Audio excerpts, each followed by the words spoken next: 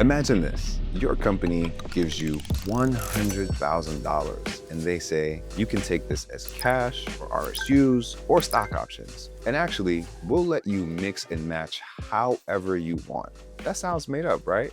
Well, it's not. Spotify actually lets their employees do this.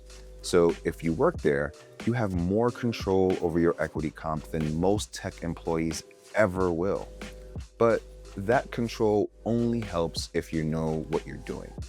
So in this video, I'm breaking down how Spotify's equity plan works, what each option really means, and how to figure out the best incentive mix for you. Most equity plans are a take it or leave it situation. You're granted RSUs or options, and that's it. There are no choices or flexibility. But Spotify flips that script. They'll give you a total grant value, let's say $100,000, and let you decide how you want to receive it. You can mix and match between cash, which is basically just added to your paycheck, restricted stock units, which are RSUs, at the money stock options, or out of the money stock options. And they don't just let you pick one. You can split your grant between any two types, but your choices have to be in 25% increments. So you can do 25% RSUs and 75% options, or 50% cash and 50% options. The choice is yours.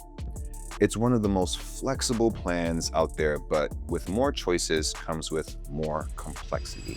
So now that we've talked about what makes Spotify's equity plan unique, let's break down each option through a real-world lens. And we're gonna rank these from least risky to most risky. So as you could probably imagine, first up is cash. And here's how that works. Let's say you take 25% of your $100,000 grant as cash. That $25,000 doesn't hit your bank account all at once. It vests just like your RSUs would. If you're on a 4-year monthly vesting schedule, you'll get about $520 per month added to your paycheck, and that's going to be fully taxed as income. So you'll be paying federal taxes, state taxes, local taxes, Social Security, the whole shebang. Our Spotify clients who choose this cash option tend to fall in one of these buckets. They either need liquidity now, they already have too much exposure to Spotify stock, or they want to reduce their risk and not have their personal goals tied to Spotify's performance. If you decide to choose cash, you can think of it as like a guaranteed payout version of RSUs. If you choose that option, just know that you're playing it safe, and that's totally okay.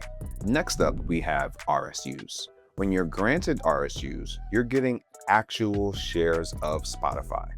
So they're granted to you up front, but you receive them over time, usually like a 3 or 4 year period. You don't have to buy them. You don't have to guess what the stock will do. You literally just have to stick around at Spotify long enough and they'll show up in your brokerage account like clockwork. The key thing here is RSUs will always have value. And what I mean by that is you will get paid no matter what, as long as you stay employed at Spotify and the shares continue to vest.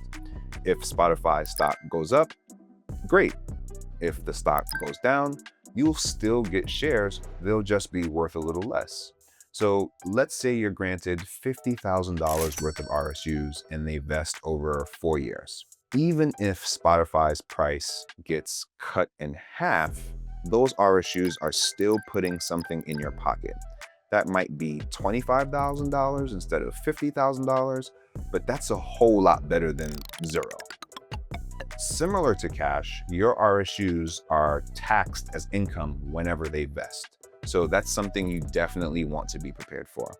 And if you sell your shares further down the line, you'll have to pay taxes on the gain, which is similar to anything else. This is not a special situation. And so our clients who choose RSUs have either likely met all of their short-term goals, they may feel comfortable holding Spotify stock for the foreseeable future, and they're not dependent on the stock to do well in order to achieve their goals. Now let's switch gears and talk about at-the-money stock options, which is one of the most interesting parts of Spotify's equity plan, in my opinion. This is where things get a little bit more high risk, high reward, right? And here's how that works. Spotify gives you a total dollar amount for your equity grant. And if you choose to use part of that for at-the-money options, you're basically buying the right to purchase shares of Spotify stock at the current market price.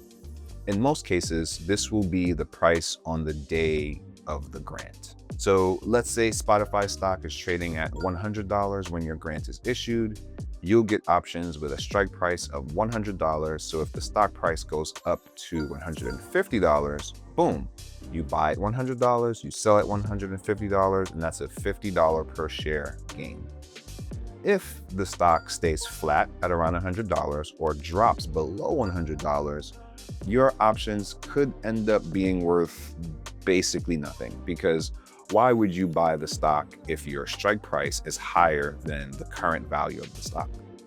Let me give you a quick example. Let's say you allocate $100,000 to at-the-money stock options.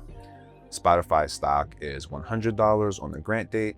Spotify gives you a 3x multiplier on options. It used to be 4x, but that has changed.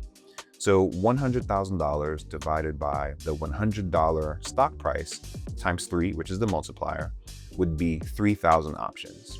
So those 3,000 options will vest over 4 years, and they only make you money if the stock trades above $100 when you exercise. If the stock price drops below $100, your options aren't worth anything. And this is what people mean when they say their options are underwater. A few things to keep in mind are that, unlike RSUs, stock options require you to actually buy the shares when you exercise. And so you'll end up paying taxes on the difference between your strike price and the actual value of your shares. And you might also owe capital gains tax if you sell the shares down the line at a higher price. If you leave the company altogether, you often have 90 days to exercise your options or they'll expire. It's about to expire. And so this leads me to the most aggressive high upside option in Spotify's equity incentive plan, which is out of the money stock options. OTM options are really just that moonshot. You get an 8x multiplier, but there's a catch. It's granted with a stock price that's 150% of Spotify's stock price on the grant date. So if Spotify is trading at $100 when you get your grant, your OTM options may have a strike price of $150. But with that higher strike price is also a higher multiplier to accommodate for the additional risk. So considering Spotify is up 62% for this year and 130% over the last 12 months as of July 4th, that doesn't seem like that bad of a deal. But there's a reason this is called out of the money stock options, and that's because it might stay out of the money. If the stock price never gets above your strike price, your options will expire worthless. And similar to ATM options, you have to buy the shares, you'll likely owe income taxes when you do, and when you sell, you'll probably owe capital gain taxes too. Our clients who choose stock options were either super confident that Spotify stock was going to crush it, they were okay with the idea of a zero outcome, or they were using it as a small but high upside play, not necessarily their entire strategy. So with all that being said, how do you pick the right mix? This is where it gets fun. So going back to our $100,000 example, there are 10 possible combinations you can choose from. I won't go through all 10, but here's a few scenarios to help you think about what makes the most sense for you. When clients ask me how to choose between cash, RSUs, or options, we walk through a simple decision-making filter I call the 3R framework, which is really just risk, reward, and readiness. So let's break that down a bit. First, how much risk are you comfortable with? If you're risk averse or planning for short-term goals like buying a house, paying for a dream wedding, putting money away for college tuition, really lean into majority cash and maybe a little bit of RSUs. That's guaranteed value and little stock risk. That also makes it easier to budget and plan around, which is huge when timing really matters. Now let's talk upside. Let's say you're really on track for your short-term goals. An emergency account is fully funded, you max out your 401k and your HSA, you do the backdoor Roth IRA every year, you invest your discretionary income in a brokerage account, etc., etc. You're doing all the things. This is where I would say you've maybe earned the privilege to take on more risk by going with RSUs or stock options, depending on your goals and your desired outcome. But here's the thing. Just because you can take on more risk doesn't mean it's always done the right way. We've seen people overestimate their risk tolerance, misunderstand how options work, or even make decisions that sound smart but essentially backfire later. I declare bankruptcy! So before you lock in on your choices, here are a few common mistakes to watch out for and how to avoid them.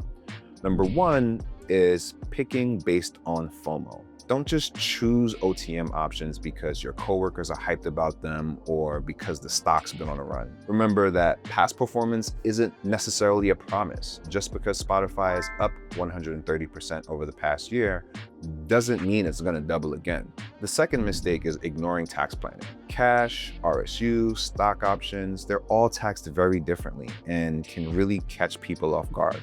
So if you don't run tax projections ahead of time, and I mean months in advance, you might end up with a surprise tax bill, or you might miss out on opportunities to reduce whatever taxes that you already owe. And this is where doing the equity compensation modeling before you make your elections can really pay off.